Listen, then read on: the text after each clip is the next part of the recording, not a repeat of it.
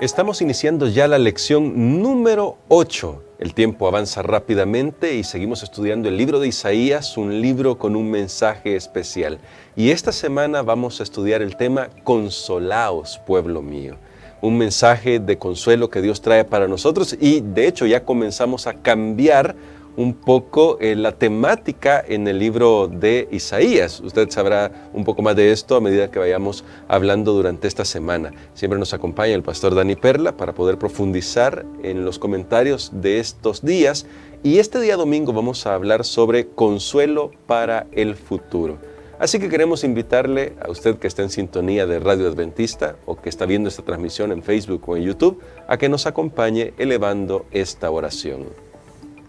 Nuestro poderoso Dios, vivimos en un mundo lleno de tribulación, lleno de problemas, pero gracias porque tú traes consuelo para nuestra vida. Ayúdanos a aprender la lección de este día en cuanto al consuelo que tú quieres llenar, con el consuelo que quieres llenar nuestro corazón. En el nombre de Cristo Jesús oramos. Amén. Amén. Muy bien, Pastor Dani Perla, esta semana comenzamos a hablar de un tema muy interesante porque ya se nos aborda el hecho de hablar de el consuelo que Dios trae para su pueblo, un mensaje de paz, un mensaje de seguridad para su pueblo. Y hoy comenzamos con Isaías 40, versos 1 y 2.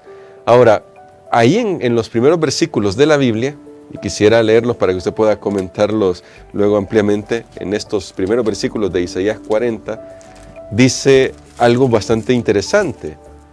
Dice acá, consolad a mi pueblo, dice vuestro Dios, hablad al corazón de Jerusalén, decidle a voces que su tiempo es ya cumplido, que su pecado está perdonado, que doble ha recibido de la mano de Jehová por todos sus pecados. Es decir, ya lo que está diciendo Dios acá, pastor, es que ya recibieron lo que tenían que recibir de castigo y han logrado tomar las acciones necesarias. ¿Qué es este mensaje en realidad para el pueblo de Israel, para el pueblo de Judá? Bueno, este capítulo número 40 es uno de los capítulos más hermosos del libro de Isaías y también de la Biblia, porque vamos a ir desarrollando el tema. Definitivamente el libro de Isaías tiene una mezcla.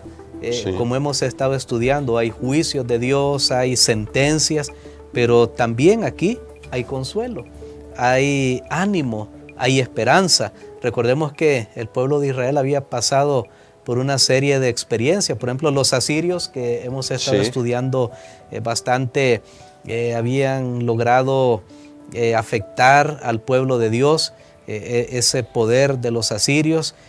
También tenemos a estas alturas esa predicción del cautiverio babilónico, porque recordemos que Dios le dijo a Ezequías, mira, esas personas que tú les mostraste tus riquezas van a venir y se los van a llevar y se van a llevar a tus hijos.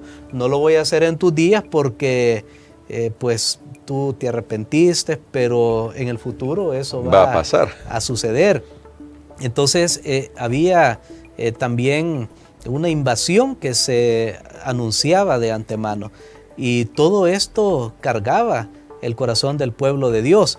Entonces Dios da un mensaje de esperanza que, como los mensajes de Isaías que hemos estudiado anteriormente, tienen una aplicación local allí en los días de ellos, pero que finalmente esas situaciones que ellos vivían funcionan como grandes símbolos de lo que va a suceder realmente con la venida de Jesús, con su primera venida y con su segunda venida. Ahora, usted ya mencionó esto que se le dijo a Ezequías, que bueno, la semana pasada hablábamos de ese desliz que tuvo este rey y mencionó justamente la profecía de que iba a ir en cautiverio el pueblo de Judá. Y bueno, aquí lo que me llama la atención es lo siguiente. ¿Qué entonces debe entender el pueblo respecto a ese cautiverio? Es decir, sí van a ir en cautiverio, ese es un hecho porque ya está dicho, Dios lo ha profetizado, pero ¿cómo deben ver entonces este mensaje de consuelo, este mensaje de que ya ha sido perdonado su pecado, ese mensaje de que su tiempo ya se cumplió? Esa parte del tiempo me llama mucho la atención, pero ¿cómo deben ver esto en función de el regreso del pueblo de Israel, de Judá específicamente, de su cautiverio babilónico?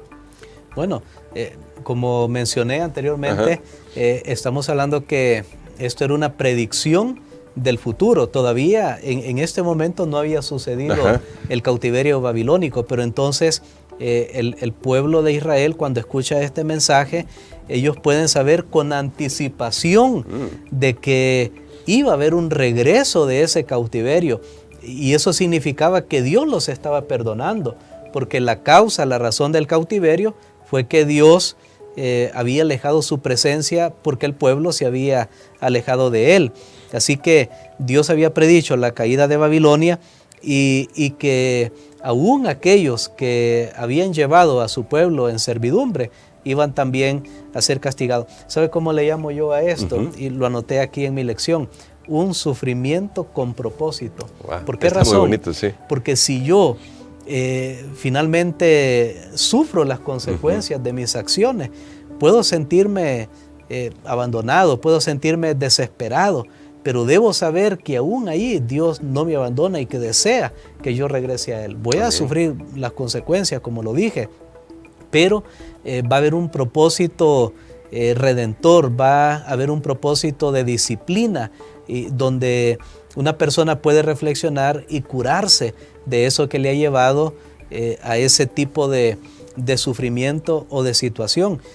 Para mí esto es una promesa, porque normalmente una persona, cuando está sufriendo las consecuencias de sus acciones, piensa, bueno, Dios me está castigando, Dios me abandonó, y en vez de buscar a Dios se aleja más de Él. Sí. Cuando en realidad lo que nosotros debemos saber es que sí, Dios permite que cosechemos las consecuencias de nuestras acciones, pero Él mismo está dispuesto a restaurar, a rescatar, y de eso se trata el plan de salvación. Muy bien. Y quizás para concluir con este día, esta lección de este día, pastor, en medio de los sufrimientos, porque me gustó esto que decía, sufrimiento con propósito, en medio de los sufrimientos, ¿cómo debemos, y yo estoy hablando del siglo XXI, de usted y yo que estamos acá aprendiendo de esta lección, cómo debemos aferrarnos a las promesas de Dios, considerando que, pues, tenemos promesas hacia el futuro también, pastor? ¿Cuán real deben ser las promesas de Dios para nosotros? Amén. Bueno, las promesas de Dios lo son todo para nosotros. Me gusta lo que decía en Isaías capítulo 14, en los primeros versículos, porque Jehová tendrá piedad de Jacob y todavía escogerá a Israel y lo hará reposar en su tierra. Amén. Dios siempre habla de reposo, de descanso. Recuerden ustedes, he mencionado el sufrimiento que nos viene a causa de las consecuencias de nuestras acciones, normalmente de nuestras acciones malas, pero las promesas de Dios son de restauración, de perdón. O sea, una persona en este momento que puede estar pasando por una situación de tragedia en su vida y sabe que mucho de eso se lo ha ganado lastimosamente, yo tengo un mensaje hoy, y ese mensaje: busque al Señor. Él puede restaurar, Él puede sanar. El tiempo, en este caso para el pueblo de Israel, se le dice había sido cumplido. Y hay una ilustración al principio de la lección de un guerrero japonés que estaba luchando a favor de Japón, por supuesto, en la Segunda Guerra Mundial. Y allá por el año de 1945, cuando terminó la Segunda Guerra Mundial, este soldado japonés se había refugiado en las montañas, y él sabía que el enemigo estaba tratando de invadir. Entonces él se refugió solo, huyendo, pero listo para atacar por si lo atacaban. Y allí estuvo comiendo de lo que encontraba, y pasó muchos años así. Incluso aviones tiraron volantes que decían que había terminado la guerra, y cuando él tomó uno de esos volantes y los leyó, no creyó, y que decía que la guerra había terminado, él dijo: este es un truco, este es un truco del enemigo.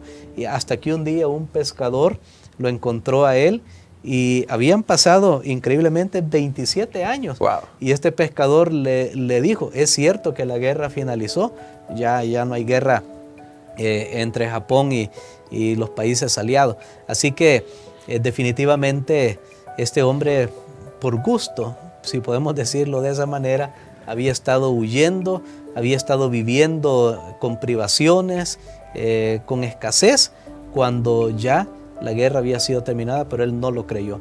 Amigo, amiga, en este día quiero decirte que Dios te ama, Dios no es tu enemigo, Dios ya se reconcilió contigo y Dios no desea destruirte. Sí, tú eres un pecador, sí has cometido errores, pero ven a Él, y si vienes a Él, entonces obtendrás paz que tanto necesitas. Vamos a orar.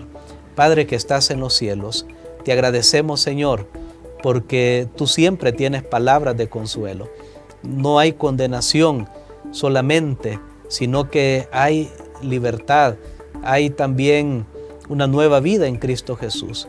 Ayúdanos, Señor, para creer tus promesas, que aun que nos hemos desviado, aun que hemos hecho cosas que no son correctas, todavía tú estás tratando de traernos hacia ti y de sanar esas heridas. Bendice a las personas que están escuchando, que hoy puedan creer en tus promesas. Lo pedimos en el nombre de Jesús. Amén.